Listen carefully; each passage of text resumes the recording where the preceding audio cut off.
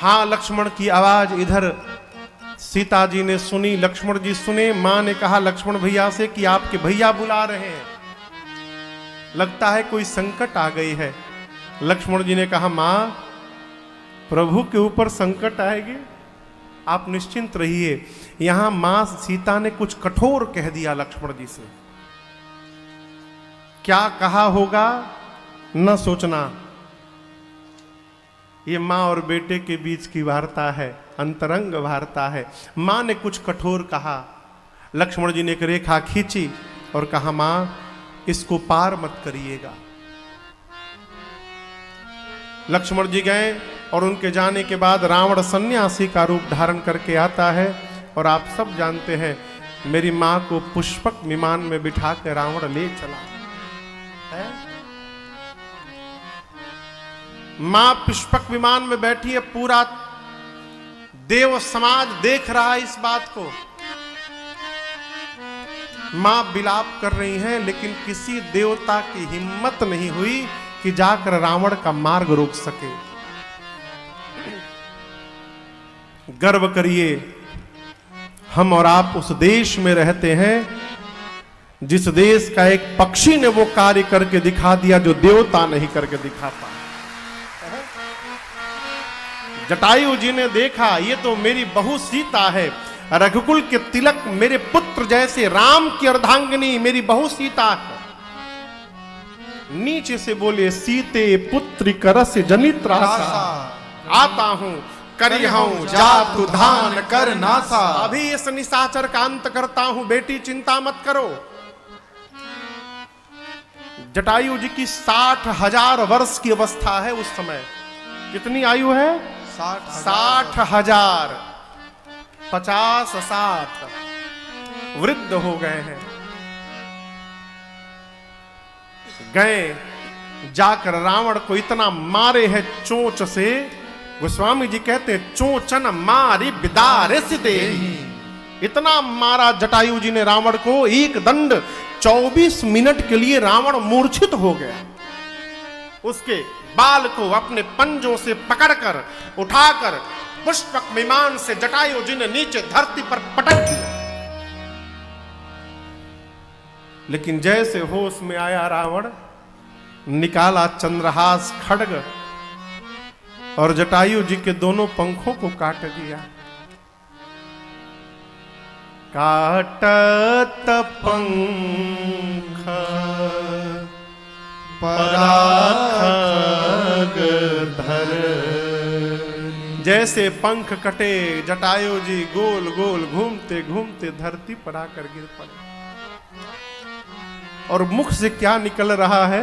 जय हो राघव जी, अद्भुत किया प्रभु आपने, अद्भुत किया प्रभु, आपकी बड़ी कृपा नाथ। किसी ने कहा दोनों पंख कट गए और कह रहे हैं आपकी अद्भुत किया। जटायु जी बोले, पंखों को कटवा कर भगवान ने कृपा कर दी मेरे पर। मेरे शरीर में यदि पंख लगे होते ना, तो राम जी के पास जाने का दायित्व मेरा रहता। मेरे दोनों पंखों को कटवा कर भगवान ने मुझे निश्चिंत कर दिया है। अब मुझे राम जी के पास नहीं जाना है, अब राम जी को मेरे पास आना है। आराम से रहो, मैं पहुंच रहा हूं। राम राम राम राम स्मरण करते रहे। इधर भगवान ने जैसे लक्ष्मण जी को आते देखा, रघुनाथ जी, यहां गोस्वामी जी कहते हैं भगवान नाटक करने लगे। रघुपति अनुजहि आवत देखी, बाहिज चिंता कीन विसेकी। बाहिज चिंता यानी बाहरी चिंता, नाटक। जैसे लक्ष्मण जी पहुंचे, दंडवत किए, कहे लक्ष्मण तुम आ गए, मेरा मन कहता अब जानकी आश्रम में नहीं होगी। आए, मां से विहीन आश्रम को देखकर भगवान लगे रोने। दौड़ दौड़ कर वृक्षों से, लताओं से, पशुओं से, झाड़ों से, पुष्पों से, फलों से, पत्तों से, हिरणों से, हिरणियों से राम जी एक ही बात पूछते हैं कि आपने मेरे मृग नयनी जानकी को कहीं देखा है? ढूंढते ढूंढते कानों में राम राम शब्द सुनाई पड़ा। दौड़कर परमात्मा गए, जटायु जी दिखाई पड़े। तुरंत भगवान ने जटायु जी को अपने गोद में उठा लिया। गोस्वामी जी कहते हैं जैसे भगवान ने अपने हाथ को उनके सिर पे रखा, कर सरोज सिर पर से कृपा सिंधु रघुबीर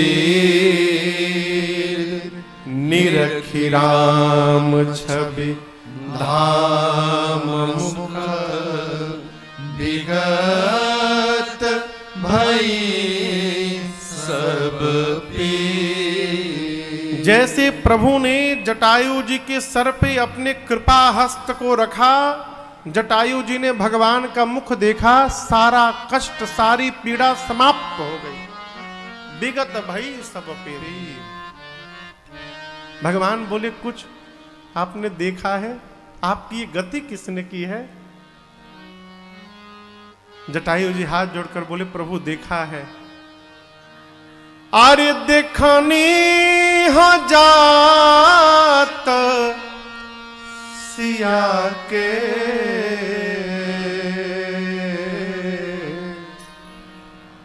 हम देखनी हो जात सिया के हरि जी देखनी हम जात सिया के, देखनी हम जात सिया के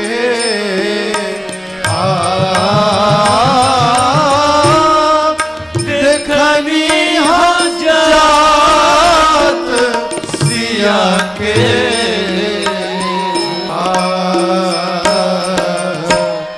देखनी हजार सिया के हरि जी देखनी हजार सिया। राम जी बोले आपकी ये दशा कैसी हो गई?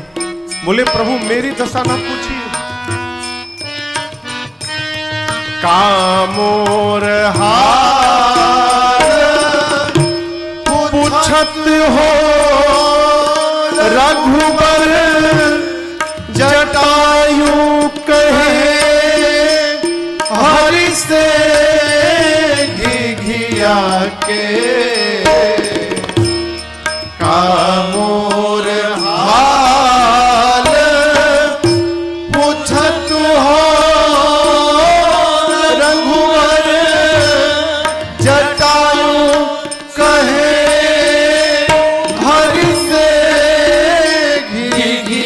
के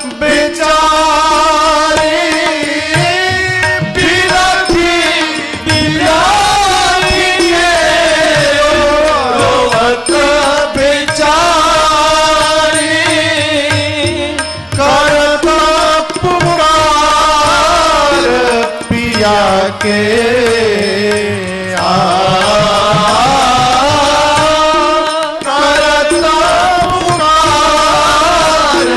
पिया के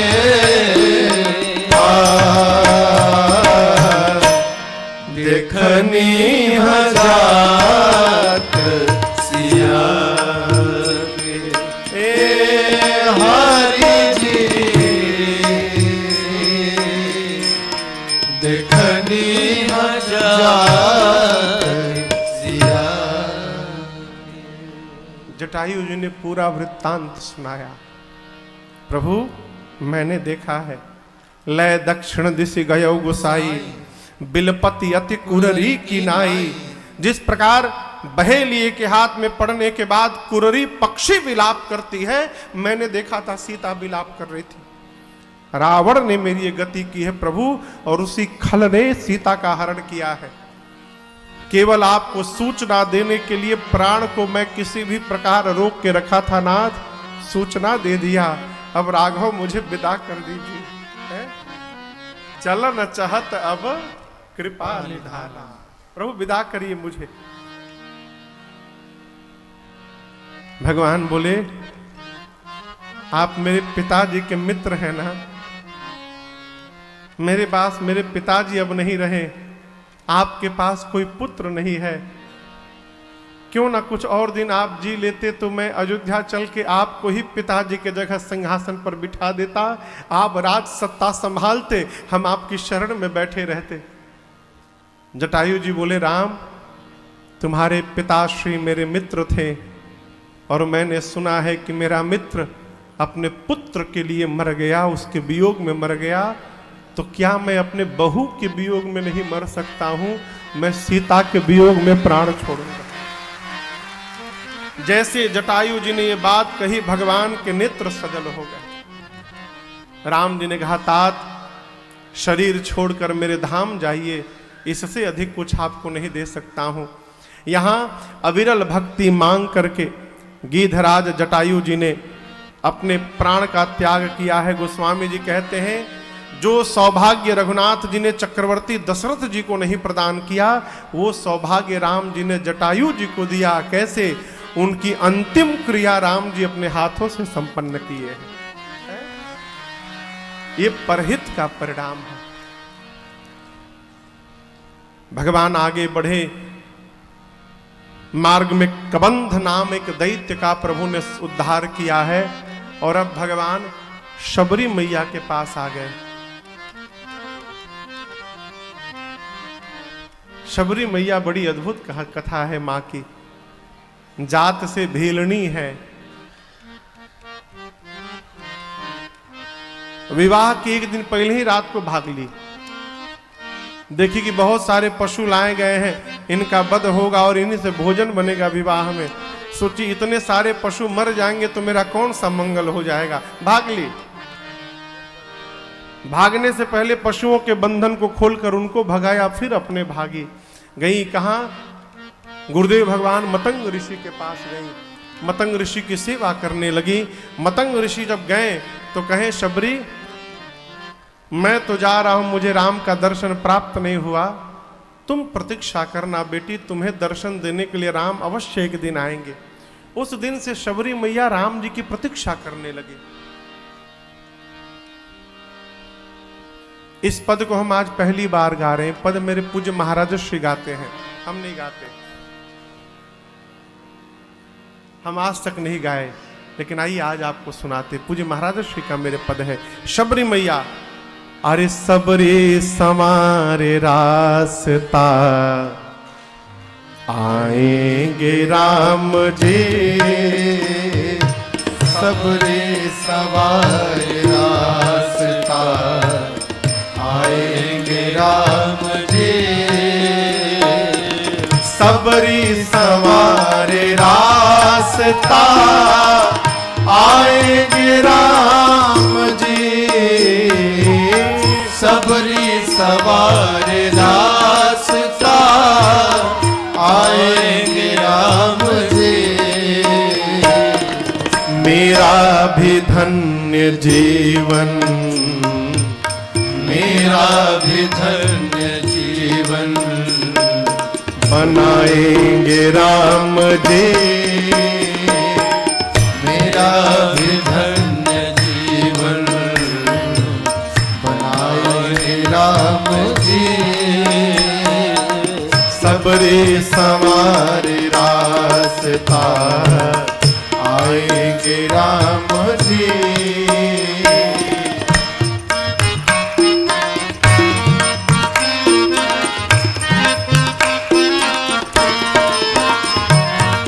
आँखों से रोज अपने राहें बुहारती, आँखों से रोज अपने राहें बुहारती, आँखों से रोज अपने राहें बुहारती। क्यों? कांटे लगे न कोई,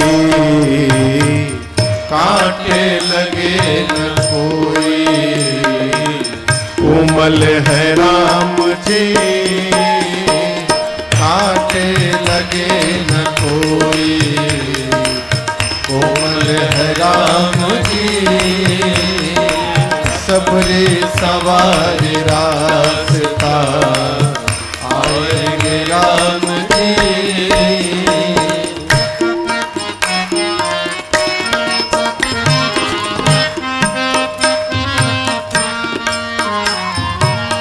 डलिया में बेर बागों से चुन चुन के ला रही, डलिया में बेर बागों से चुन चुन के ला रही, डलिया में बेर बागों से चुन चुन के ला रही। खट्टे हो चाहे मीठे, खट्टे हो चाहे मीठे, आएंगे राम जी। खट्टे हो चाहे मीठे, आएंगे राम जी। सबरे सवार रास्ता आएंगे राम जी।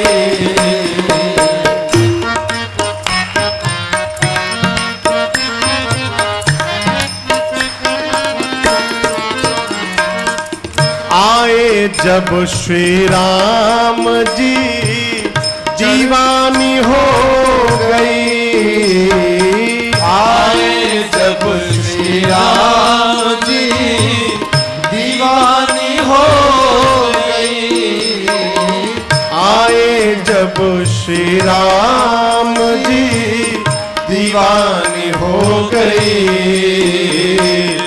बैठायन श्री राम को, बैठायन श्री राम को, भूली है काम जी। बैठायन श्री राम को, भूली है काम जी। सबरे सवार रास्ता आए है राम जी।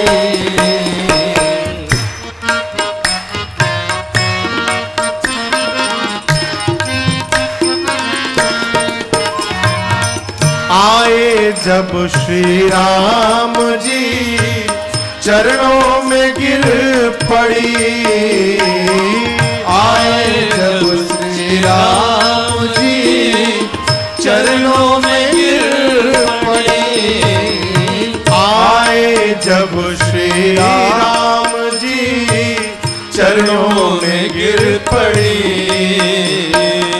अश्कों से धो रही तो, अश्कों से धो रही तो, उठाए हैं राम जी। अश्कों से धो रही तो, उठाए हैं राम जी। सबरे सवार रास्ता आए हैं राम जी।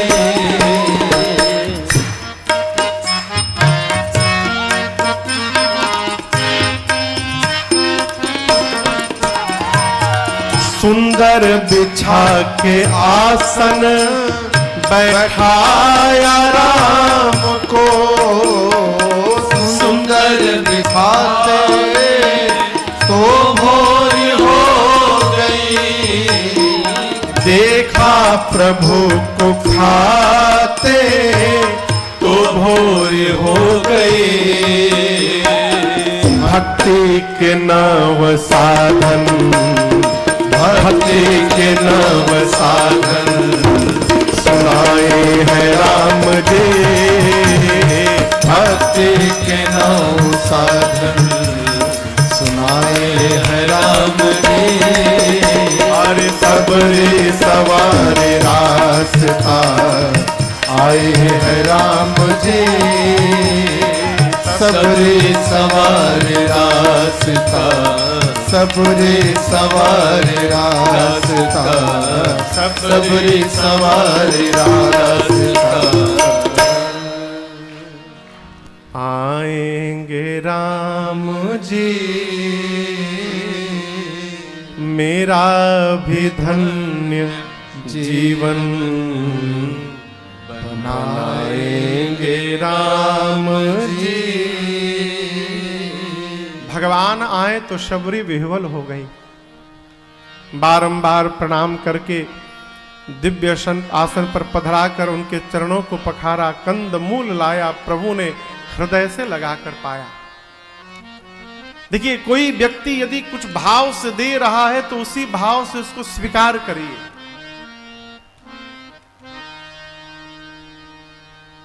सारा खेल माई बाप भाव का है। स्वभाव में यदि भाव का अभाव हो गया तो सब करना व्यर्थ है। प्रयास करिए कि स्वभाव में भाव का अभाव ना हो, भाव बना रहे। क्यों?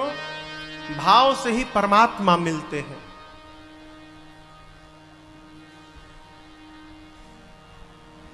ठोंगा जानते हैं? ठोंगा, हाँ, कैसा? कागज का एक सामान मिला हमको ठोंगा में, तो ठोंगे पर कुछ लिखा हुआ था। क्या लिखा था? भाव बिना मिलता नहीं दुनिया में सामान। मार्केट जाते तो पूछते हैं भाई सेव का भाव लगाए, पटल का भाव दिए हो। बिना भाव के कोई सामान नहीं मिलता।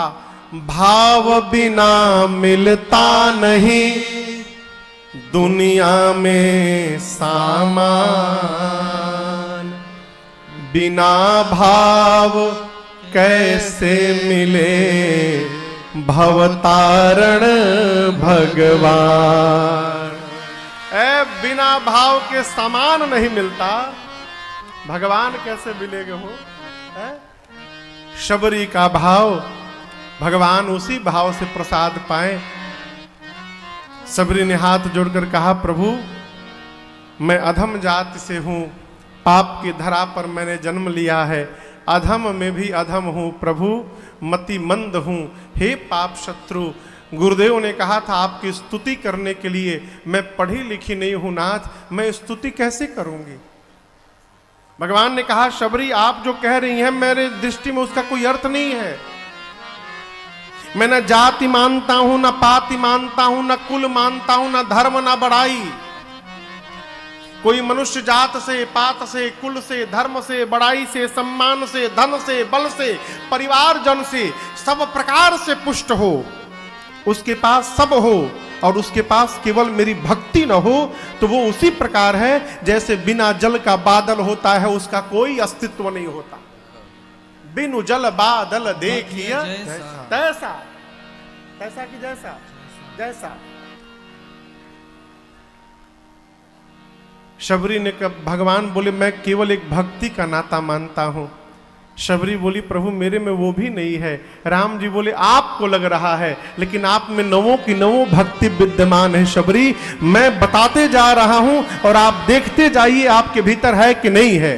राम जी शुरू किए, प्रथम भगति संतन कर संगा, प्रथम भगति संतन कर संगा, दूसरी रति मम कथा प्रसंगा, दूसरी रति मम कथा प्रसंगा, गुरुपद पंकज सेवा, तीसरी भगति अमार, चौथी भगति मम गुण गना, करहि कपट तजिगा,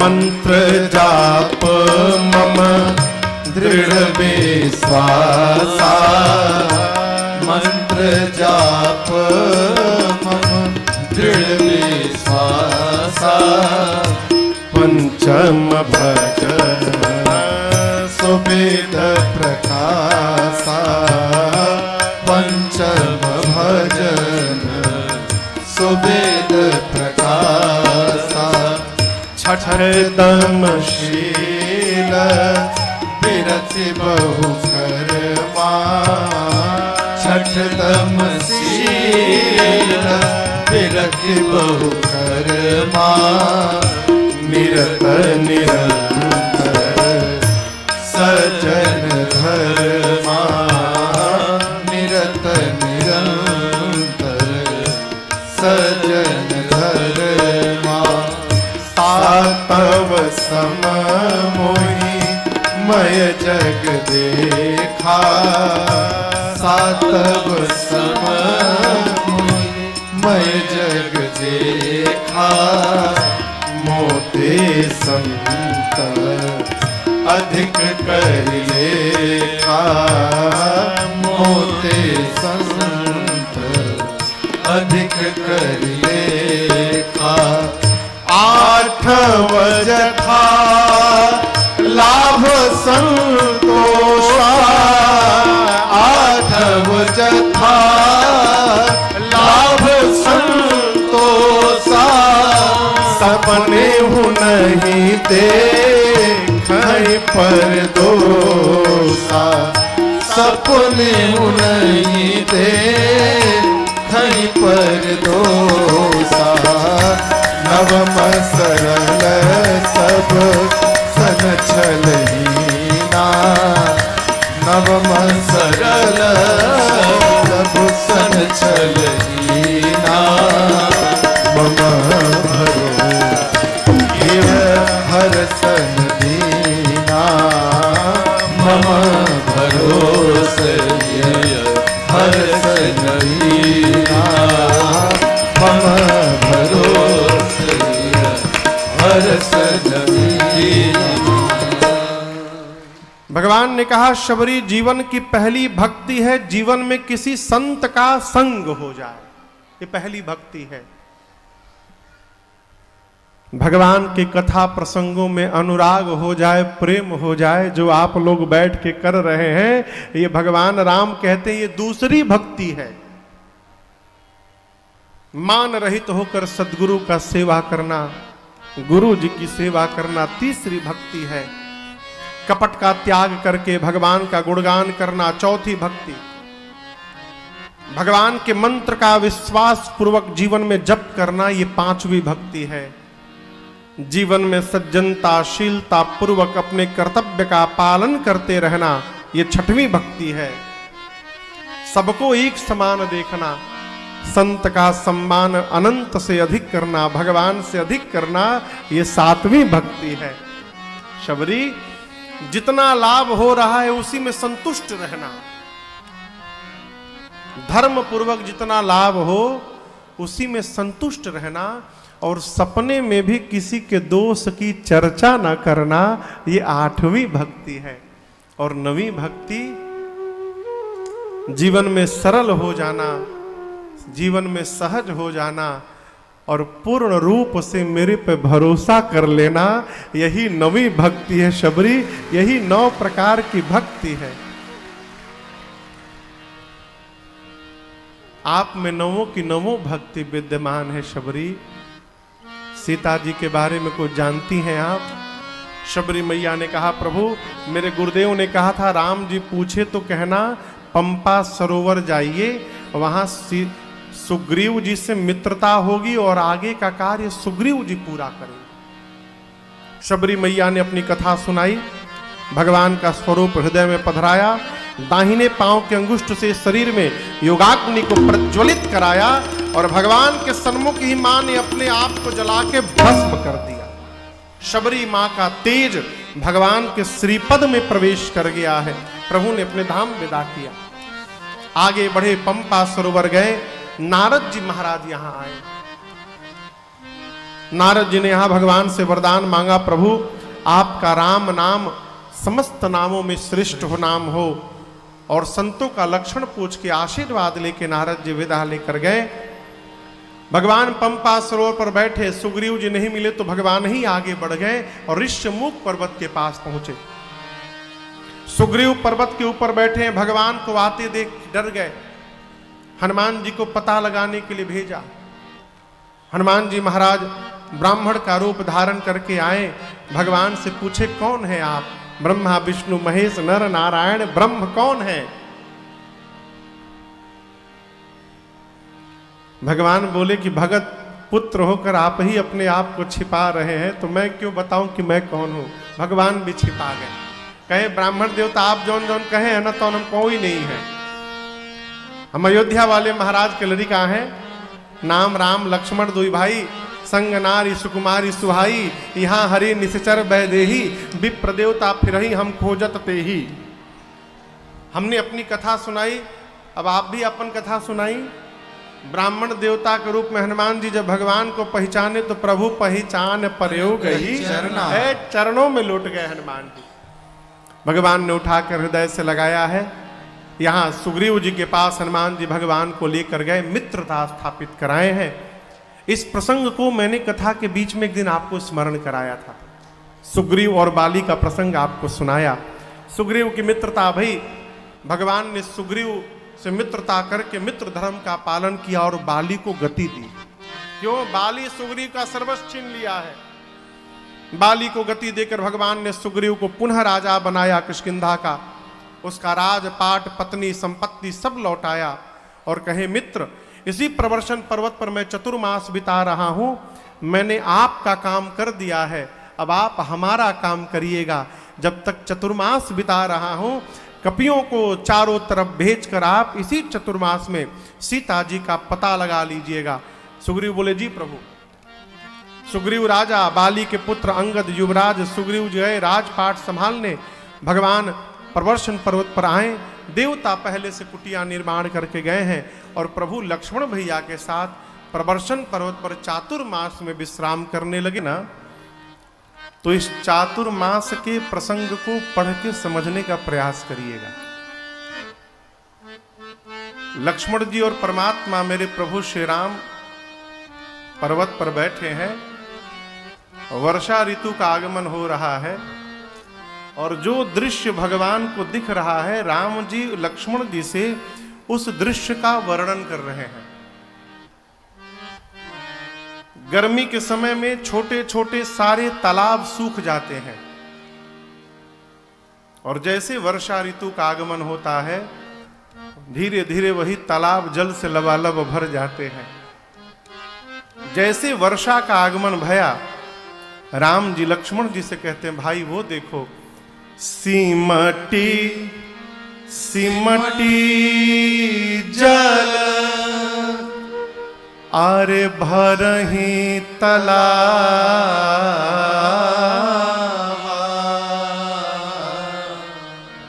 कैसे? जिनी सदगुण सज्जन पही आवा,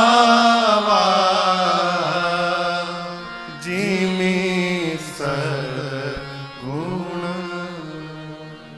वर्षा प्रारंभ भई, एक एक बूंद सिमट सिमट के तालाब को भरने लगे।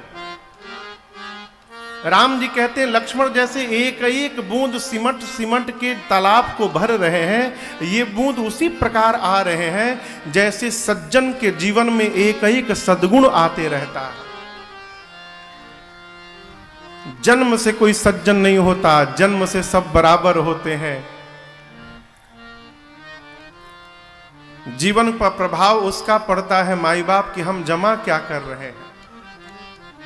कई लोग कहीं भी जाते हैं तो वहां से केवल बुराई देखते हैं। पनीर वाली सब्जी में नमक बहुत तेज था, उनको पूरे भोजन में यही पता चला कि नमक ज्यादा है। कई लोग का स्वभाव है बुराई के पास भी जाते हैं तो वहां से जीवन में जीने लायक कोई अच्छाई निकाल के लेके चले आते हैं। ये स्वभावजन्य है। यदि हमारे जीवन में अच्छाई देखने का स्वभाव हो गया तो हम जहां जाएंगे वहां से एक सद्गुण लेके आएंगे और जैसे बूंद बूंद सिमट के सूखे सरोवर को लबालब जल से भर सकते हैं, उसी प्रकार एक एक सद्गुण जीवन में आकर एक साधारण मनुष्य को सज्जन बना सकते हैं, इसमें कोई संशय नहीं। राम जी कहते हैं सिमट सिमट जल भरहि तलावा। बादल उसी प्रकार धरती पर झुककर लक्ष्मण वर्षा कर रहे हैं जिससे प्रकार विद्या पाने के बाद मनुष्य नव जाता है विद्या ददाति विनयम विनयम। देखिए, जीवन में साक्षर होना अलग विषय है, शिक्षित होना बिल्कुल अलग विषय है। जो साक्षर हो गया है और शिक्षित नहीं हो पाया है, उसके साक्षर होने का प्रभाव, लाभ न उसे स्वयं को प्राप्त होगा, न उसके समाज को प्राप्त होगा। प्रयास करिए हम साक्षर न बने, प्रयास करिए हम शिक्षित बने। शिक्षित कौन? जो संस्कार से भरा हुआ है। विद्या का सूत्र है विद्या ददात विनयम। विद्या सा विद्या या विमुक्त है। विद्या क्या है? जो मुक्ति प्रदान कर दे। विद्या क्या है? जो जीवन में विनम्रता का आधान कर दे। विद्या प्राप्त होने के बाद जीवन में विनम्रता आनी चाहिए। जथा न वही बुध विद्या पाए।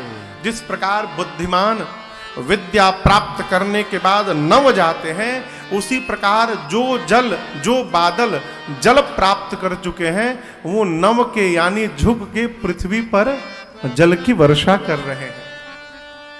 राम जी देखते गए, वर्णन करते गए। इस पूरे प्रसंग का एक चौपाई जो मुझे बहुत प्रिय है, और मैं अकेले रहता हूं तो इसको बहुत गुनगुनाता हूं।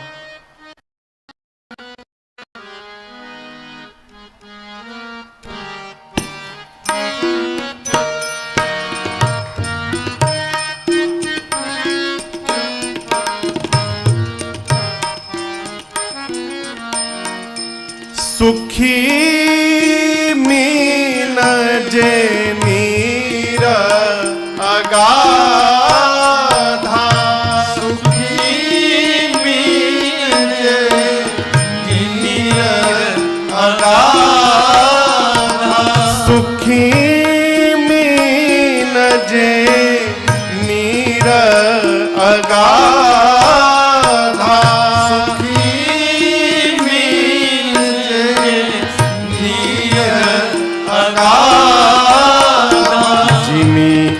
हरि शरण नये कौ बाधा। जिमि हरि शरण नये कौ बाधा। जिमि हरि शरण नये कौ बाधा। जिमि हरि शरण नये कौ बाधा। जिमि हरि शरण नये कौ बाधा। जिमि हरि शरण नये कौ बाधा। वर्षा ऋतु बीतने के बाद क्या हुआ? सारे सरोवर तालाब जल से लबालब भर गए। उन सरोवरों में मछलियां आ गईं। मछलियों को देखकर भगवान लक्ष्मण जी से कहते हैं, भाई इन मछलियों को देखो, अगाध जल प्राप्त करके ये मछलियां उसी प्रकार सुखी हो गई हैं जैसे भगवान की शरण में आने के बाद जीव सुखी हो जाता है, उसकी सारी बाधाएं समाप्त हो जाती हैं। जिमि हरि शरण न एक बाधा। और क्षमा करिएगा, जीवन में यदि भगवान, जीवन में यदि बाधाओं का अनुभव हो रहा है तो इसका केवल और केवल एक अर्थ है, अभी हमारी शरणागति भई नहीं है। शरणागति प्राप्त हो जाने के बाद बाधाएं समाप्त। इसका मतलब यह नहीं कि बाधाएं नहीं आएंगी, आएंगी, लेकिन उन बाधाओं की ओर देखने का समय ही नहीं बचेगा माई बाप, क्योंकि मन तो दिन रात परमात्मा में लगे रहेगा, तो बाधाओं का ध्यान किसको रहेगा? है? एक जगह मैंने लेख पढ़ी, एक मनुष्य निर्णय किया कि आज मैं अपनी परछाई को परास्त कर दूंगा। 10 बजे का समय था, लगा भागने। जितनी तेजी से वो दौड़ता था उतनी तेजी से उसकी परछाई दौड़ती थी आगे आगे।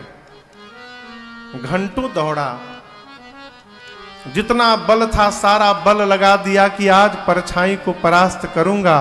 थक गया, नहीं हरा पाया। सिर नीचे झुकाकर अपने सद्गुरुदेव भगवान के पास गया, जाकर रोने लगा। कहा, गुरुदेव बहुत दौड़ा, बहुत भागा, निश्चय किया था कि आज परछाई को परास्त करूंगा, लेकिन कर नहीं पाया।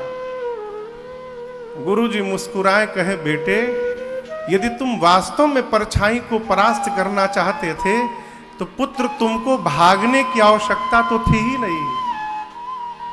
तुम जहां थे वहीं केवल तुमको अपनी दिशा बदलने की आवश्यकता थी।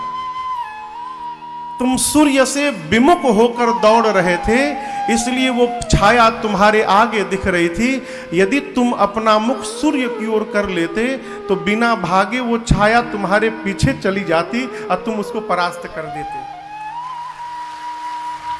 ये प्रसंग कहता है, माई बाप राजन हो चाहे आप, हमको दुख इसलिए सामने दिखाई पड़ रहा है क्योंकि हम सुख के समुद्र को अपने पीछे छोड़ चुके हैं। और जिसने अपने मुख को सुख सिंधु की ओर कर लिया, भगवान की ओर कर लिया, उसको फिर जीवन में दुख का अनुभव होने वाला नहीं है। मानसिक शरणागति। प्रभु ने लक्ष्मण जी को चातुर्मास का पूरा वर्णन किया। सुग्रीव से कहा था कि जब तक मैं चातुर्मास बिता रहा हूं, इसी बीच में सीता जी का पता लगाना। लेकिन एक कहावत है, जब सब बढ़िया हो जाए तो भगवान कहां याद आवत है। भगवान ने सुग्रीव को राज सत्ता दी, कोष दिया, कुर्सी दी, पद दिया, उसकी पत्नी को वापस दिलाया, सब कुछ प्राप्त हुआ तो उसी भगवान को भूल गया। और ये घटना केवल सुग्रीव की नहीं है, हमारी आपकी सबकी घटना है। इसीलिए भगवान से कहिए, प्रभु कोई ना कोई अभाव बना रहे जीवन में। क्यों अभाव बना रहेगा तो आपकी याद बनी रहेगी। प्रभु हम क्षण क्षण आपको याद करते रहे। अभाव समाप्त हुआ, कहां भगवान याद आने वाले हैं। भूल गया सुग्रीव। भगवान को आया, क्रोध निकाले, बाण बोले, जिस बाण से बाली को मारा था ते ही सर हटाओ मूढ़ कह काली। कल मारूंगा। किसको मारूंगा? सुग्रीव को। लक्ष्मण जी बोले, भैया आप रुकिए, मैं जाता हूं, मार के आता हूं। लक्ष्मण जी चले मारने के लिए। भगवान सावधान किए, मारना मत। भय देखाय ले आवहु, तात सखा। प्रभु ने कहा लक्ष्मण जी से, जाइए, केवल उनको डरा धमका कर ले आइएगा। क्यों? मेरा मित्र है, अच्छा है चाहे बुरा है, अब है तो हमारा अपन मित्र है ना। एक बार जिसको मित्र बोलकर गले लगा लिया हूं उसको मार कैसे सकता हूं, इसलिए मारना मत, केवल उसको पकड़ के लाओ। लक्ष्मण जी गए, सुग्रीव को पकड़ के लाए। आते सुग्रीव पांव में गिर गए, क्षमा करिए प्रभु, आपकी माया ने मुझे भुला दिया। भगवान ने कहा, चलिए यत्न करिए जिससे जानकी जी का पता चले। सुग्रीव जी ने कपियों को बुलाकर कहा, पूरब जाइए, पश्चिम जाइए, उत्तर जाइए, सीता जी का पता लगाइए। शर्त रखी। क्या शर्त रखी? जाना है 1 माह में पता लगा के वापस आना है। घर परिवार में कुछ लोग ऐसे भी रहते हैं ना कि जिनको कोई काम सौंप दीजिए तो उनको काम सौंपने के बाद उनके पीछे 2 लोग को लगाना पड़ता है। देखिए कमवा करता कि नहीं करता। सुग्रीव जी ने कहा, जाना है तो 1 मास के भीतर लौटना है। टाइम पीरियड दिया। दूसरी शर्त ये नहीं कि गए 1 महीना सो के चले आए। खाली हाथ लौट के नहीं आना है। खाली हाथ जो यहां आएगा, आने के साथ ही वो मेरे हाथों द्वारा मार दिया जाएगा। इतना कठोर नियम बनाकर सुग्रीव जी ने कपियों को विदा किया। अब इनके बाद जो मुख्य सेनापति थे, श्री जामवंत जी, श्री हनुमान जी, अंगद जी, नल नील द्विविध महेंद्र सठ निसठ, इन मुख्य सेनापतियों को बुलाकर सुग्रीव जी ने कहा, आप सभी लोग मिलकर दक्षिण दिशा में जाइए, सीता जी का पता लगाइए। लेकिन याद रहे, शर्तें यहां भी लागू हैं। आप लोगों को भी 1 मास में ही पता लगा के आना है और खाली हाथ भूल के भी नहीं आना है। जैसे सुग्रीव जी ने ये बात कही, सारे कपि, राम जी दूर बैठे हैं, प्रणाम कर करके जाने लगे। और सबसे पीछे पाछे पवना तनय सिरुनावा, पाछे पवन तनय सिरुनावा, जानी काज प्रभु निकट बुलावा, जानी काज प्रभु निकट बुलावा, परसासी सरोरुह पानी, परसासी सरोरुह पानी, कर मुद्रिका दिन जन जानी, कर मुद्रिका दिन जन जानी, बोले बहु प्रकार सीता ही समुझाए हो, बहु प्रकार सीता ही समुझाए हो, कही बलबीर बेबी तुम आए हो, कहीं बलबीर बेबी तुम आए हो, कहीं बलबीर बेबी तुम आए। सारे कपि प्रणाम करके गए, लेकिन सबसे अंत में जाकर श्री हनुमान जी महाराज ने भगवान को प्रणाम किया।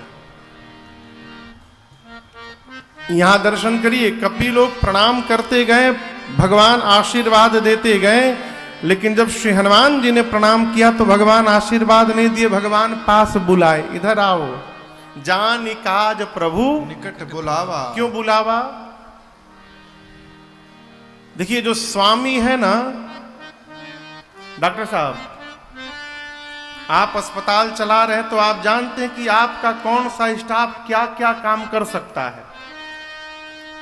स्वामी अपने सेवक की क्षमता का ठीक आकलन जानता है, करता है। राम जी जानते हैं कि जा भले सब रहे हो, लेकिन काम तो हनुमाने जी करके यहां लौटेंगे, इसमें कोई संशय नहीं है। इसलिए प्रभु ने केवल हनुमान जी को बुलाया। श्री हनुमान जी आए, प्रणाम करके चरणों में बैठे। प्रभु ने तो पहले दुलार किया, अपने कृपा हस्त को हनुमान जी के सिर पर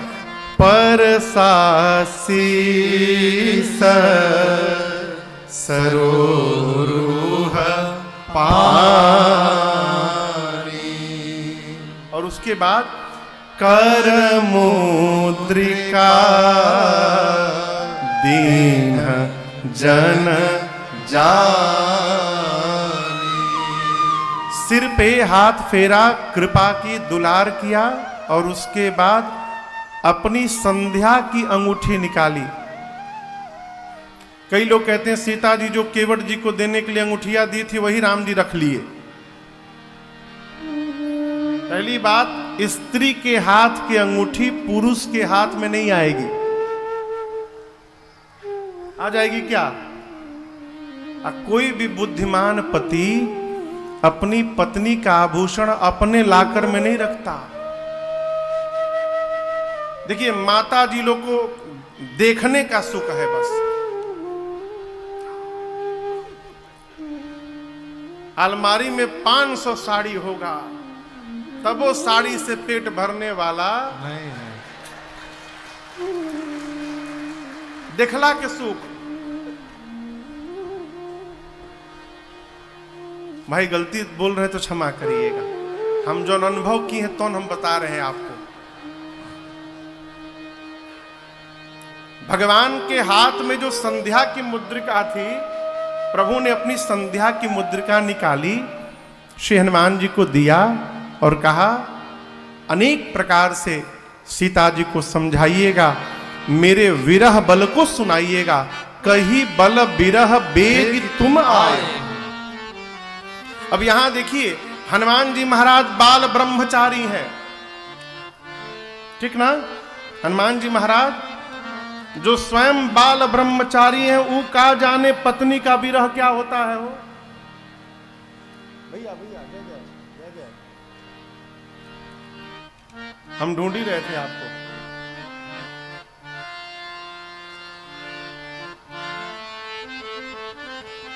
हमारे परम प्रिय, आप सबके प्रिय गाजीपुर के परम आदरणीय श्रीमान विजय मिश्रा जी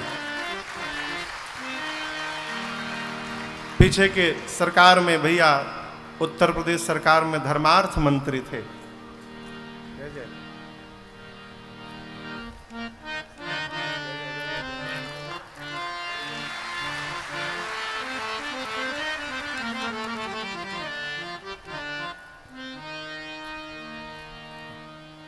जय जय।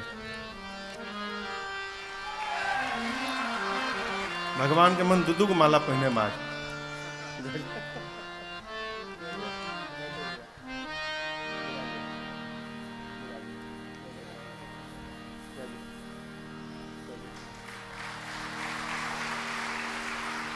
हरे राम राम राम सीता राम राम राम, हरे राम राम राम सीता राम राम राम, हरे राम राम राम सीता राम राम राम, हरे राम राम राम सीता राम राम राम, हरे राम राम राम सीता राम राम राम, हरे राम राम राम सीता राम राम राम, हरे राम राम राम सीता राम राम राम, हरे राम राम राम सीता राम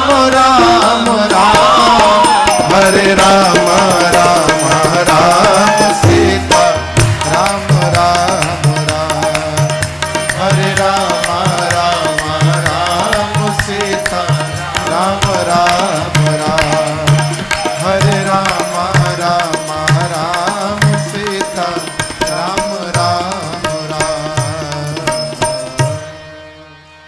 भगवान ने श्री हनुमान जी से कहा, कही बल बिरह बेग तुम आए हो। श्री हनुमान जी महाराज बाल ब्रह्मचारी हैं, वो का जाने पत्नी का विरह क्या होता है। अब भगवान कही रहे कि हमार विरह कही के आइएगा, कितना दुरूह कार्य है सोचिए। लेकिन भगवान को यह विश्वास है कि हमारे विरह को हनुमान जी को छोड़कर दूसरा कोई बता ही नहीं सकता है। ये विश्वास क्यों है? देखिए, आपके मन की व्यथा को वही समझ सकता है जिसका मन आपके मन में लगा हो। और एक बात, जो शरीर से आपके साथ में खड़ा है उसका मन भी आपके साथ है, ये आवश्यक नहीं है। कई बार लोग शरीर से तो साथ रहते हैं, मन से बहुत दूर हो जाते हैं। कभी आपने चिंतन किया है, जब आदमी क्रोध में आता है तो जोर जोर से क्यों बोलता है? कभी सोचा है इस विषय में? जब क्रोध आता है तो शरीर भले पास हो, लेकिन उनकी मानसिक स्थिति में बहुत दूरी हो जाती है, मनभेद हो जाता है। और जब मानसिक स्थिति में दूरी हो जाती है तो दूर खड़े आदमी तक अपनी बात पहुंचाने के लिए जोर से चिल्लाना पड़ता है, तब आदमी जोर जोर से बोलना लगता है। और जहां प्रेम होता है वहां तो बोलने की भी आवश्यकता नहीं है। आदमी यहां खड़ा है, प्रेमी यदि पांडाल के उस पार खड़ा हो, केवल देख भर दे, आंखों आंखों से बातें हो जाती है। क्यों? शरीर भले दूर है, मन पास में है। भगवान जानते हैं कि हनुमान जी को छोड़कर दूसरा कोई मेरे विरह को बताने में सक्षम नहीं है। इसलिए बोले कही बल बिरह बेगी तुम आए। राम जी ने हनुमान जी को जाने के लिए कह दिया और जाकर आने के लिए कह दिया। यहां एक निवेदन करूंगा आपसे, घर में यदि श्रेष्ठ उपस्थित हैं, माता पिता दादा दादी, जिसको आप श्रेष्ठ मानते हो, घर से निकलिए तो उनसे आशीर्वाद लेकर निकलने का स्वभाव बनाइए, अनुमति लेकर निकलने का आशीर्वाद बनाइए। क्यों?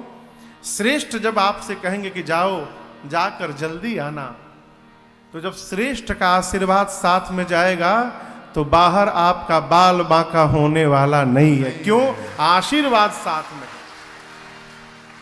महाराज कोई श्रेष्ठ नहीं है तो फोटो से आशीर्वाद लीजिए, श्रेष्ठ की फोटो है ना, उनसे आशीर्वाद मांगिए। यहां भगवान ने कहा हनुमान जी को जाइए, कही बल बिरह बेग तुम आए हो। श्री हनुमान जी जन्म सफल माने, कपियों को लेकर चले, स्वयं प्रभा जी से मिले। स्वयं प्रभा जी ने अपनी तपस्या के बल से समस्त कपियों को समुद्र के तट पर भेजा। स्वयं गई राम जी के पास, मन के भाव को प्रकट किया। भगवान ने कहा कली काल में विदा किया। जब कपि लोग समुद्र तट पर आए, अंगद ने आंख खोला, सामने अथाह सागर दिखाई पड़ा। अंगद रोने लगे। जामवंत जी पूछे क्यों रो रहे हैं? बोले अब क्या करें, आगे जाएंगे पानी में डूब के मरेंगे, पीछे जाएंगे तो सुग्रीव मारेंगे, बिना पता लगाए जाएंगे, आगे भी मृत्यु पीछे भी मृत्यु, अब करें क्या? थोड़ी देर बाद अंगद ने निर्णय लिया, न पानी में डूब के मरेंगे न सुग्रीव के हाथों मरेंगे। जब तक सीता जी का पता न चल जाए हम लोग इसी समुद्र तट पर बैठे रहेंगे, कहीं जाएंगे ही नहीं। सारे कपि बैठ गए समुद्र तट पर। जामवंत जी समझाने लगे, अंगद जी राम जी जीव नहीं है, निज इच्छा प्रभु अवतरई, सुर मही गोद्विज लाए। राम जी ब्रह्म है, राम जी अपनी इच्छा से अवतार लिए हैं, धरती के लिए, ब्राह्मणों के लिए, गौ माताओं के लिए, देवताओं के लिए। भगवान का कार्य भगवान को छोड़कर कोई नहीं कर सकता। हम और आप केवल निमित्त मात्र हैं, हमको आपको कुछ नहीं करना है। भगवान का कार्य भगवान ही हमसे पूर्ण कराएंगे, आप केवल विश्वास बना के रखिए।